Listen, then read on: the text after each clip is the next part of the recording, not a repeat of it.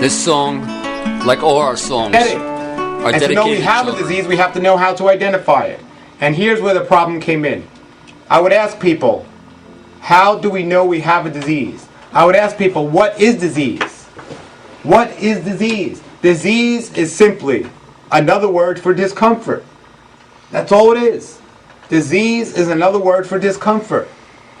There's only one disease in today's world with many different stages. Doctors have given all these stages different names, but there's one disease with many different stages. The final stages are things like cancer, heart attack, strokes, and things like that.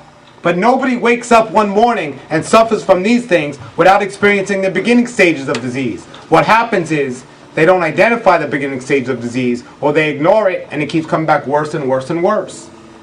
I would ask people, how do you know you have a disease? And the dangerous answer I get would be, I feel. If you're waiting to how you feel to determine you have an illness, chances are you're going to be in the latest stages of disease before you even realize something is wrong. Why is that? Because when the body is toxic, it cannot give a true response. When the body is toxic, it'll give a false response. Here's an example. When I was a little kid, I could eat a gallon full of ice cream and not feel sick. Now I can take 1 tablespoon of ice cream and feel sick. The cleaner you become, the truer the response comes, and your body will react to toxic things more appropriately. But when you're toxic, you can eat a lot of bad things, and your body's not going to respond, even though you're creating a lot of damage. So, by waiting how you feel is not the best way to determine that you have a disease. Remember, there's one disease with many different stages. Now, even if you suffer from the final stages, we're not going to focus on them tonight, because I believe if you look at the beginning stages, you never have to worry about the end stages. But even if you suffer from the final stages, something like cancer, understand that the body, as long as it has energy left to overcome the illness, when you start doing something right, even if it's just one little spark of energy, you can overcome any illness. And the amazing thing is, there's no medical test, there's no medical doctor out there that can tell you when the body has no energy left and it cannot come back. This is why I tell people, no matter what anyone tells you, you should never give up trying, because nobody could truly tell you when your body doesn't have enough energy to come back from any illness if you start doing the right things. And if it doesn't have enough energy left, no matter what you do is not going to work. So you might as well just do your best to try and see what happens. Somebody came to me once and said, Paul, my doctor told me I only have 3 months to live. What should I do? I said, you better go find a new doctor. Because the only thing that doctor was using to determine that person had 3 months was every person that doctor has treated with that illness only survived 3 months.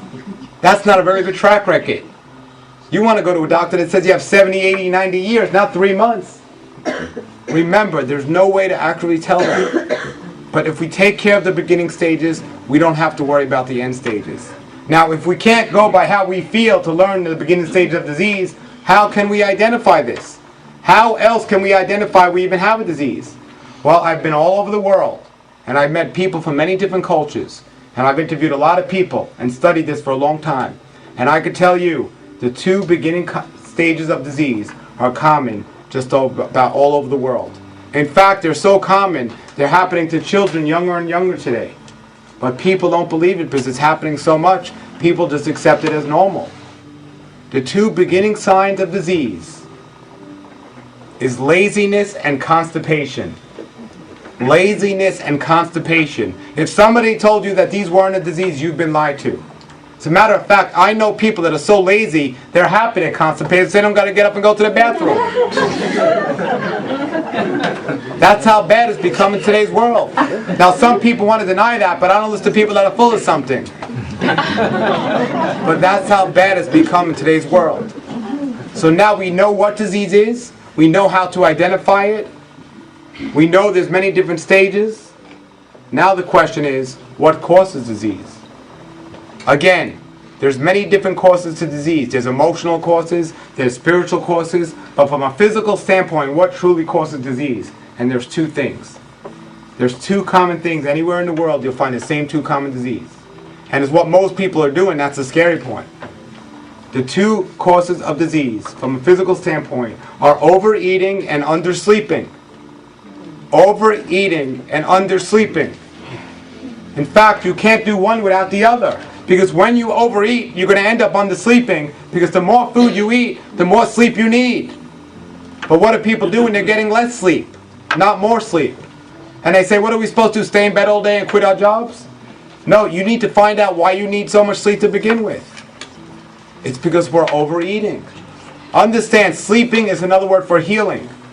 And when you cut your sleep short, you're cutting your healing short. People are overeating, creating more of a need, more abuse to their body, and then they're not giving their body enough healing time. The people I've interviewed in my book, they don't require a lot of sleep because they don't abuse their body on a daily basis 10 times a day by overeating unhealthy food. Overeating and undersleeping is something we have to think about. Now many people tell me they get a lot of sleep. There's a big difference between a lot of sleep and enough sleep. And the majority of people today simply are not getting enough sleep. And the reason why is because they're overeating. Nothing takes more energy from the body than digestion. And if you don't think that's true, think about this. Somebody can eat an apple and run a marathon, but after a Thanksgiving meal, they're falling asleep. And don't blame it on the turkey, because I know a lot of people that had turkey, and there's no drug in the turkey that's making people fall asleep. It's overeating on the turkey that makes you fall asleep. Overeating is a problem. We need to do something about that. So to do something about that, we have to think, well, why do we overeat? That would be the obvious question. Why do we overeat? And there's many different factors, but from a physical standpoint, there's one reason we overeat for. We overeat because the food we're eating is low quality. When the food is low quality, even though we're taking that food in our body, if the food doesn't have the nutrients that our body needs, guess what we're going to crave? More food. And if we don't have that information and that knowledge to get something good quality, we continue to eat this low quality food, creating a deficiency in the body, making the body work harder to process it, requiring more sleep. We keep doing that and not knowing what's happening. We could starve ourselves. We could starve ourselves by overeating. And that's what's happening. We need to eat higher quality foods. Now, what is a high quality food? 5 things. Now remember, you don't have to eat 100% according to these 5 things, but the majority of your diet should consist of these things if you want to experience better health. What are these 5 things? Raw, ripe, fresh, organic, and live. Raw, ripe, fresh, organic, and live. These are the 5 things that make a high quality food. Now later we're going to talk about not only the food, but how we eat it, when we eat it, and so on. That also is important. But we're going to look at these 5 things right now. The importance of it. The first one is raw. What is so great about raw food? We hear many different things. But what is so important about raw food? 2 things. 2 things. Liquid and enzymes.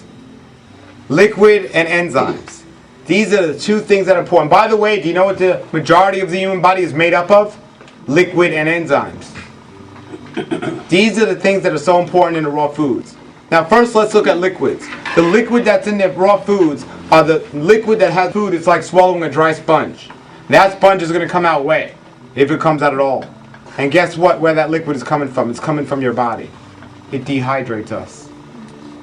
The next one is enzymes. The importance of enzymes in the body is it conserves the energy of the body so the body can have that energy for other important functions. Let me give you a simple example of what enzymes do in the body and maybe you'll understand it better. Picture right here, there was a door to a room with a lock and a key on it. And you wanted something very bad on the other side. There's only 2 ways to get there. One way is to simply take the key, open up the lock, go inside the room and get what you need out of it, using very little energy and stress to do so. Now if you don't have that key, the only other way to get to the other side is to kick and break the nutrients that our body needs to thrive and survive. And when we eat foods without that, foods that are cooked and it's destroyed, what happens is the body becomes dehydrated. There's a great book out called Your Body's Many Cries for Water, which talks about the harmful effects of dehydration. When you're dehydrating, your body has to use more energy and work harder to do every other process it would have had to do if you're hydrated.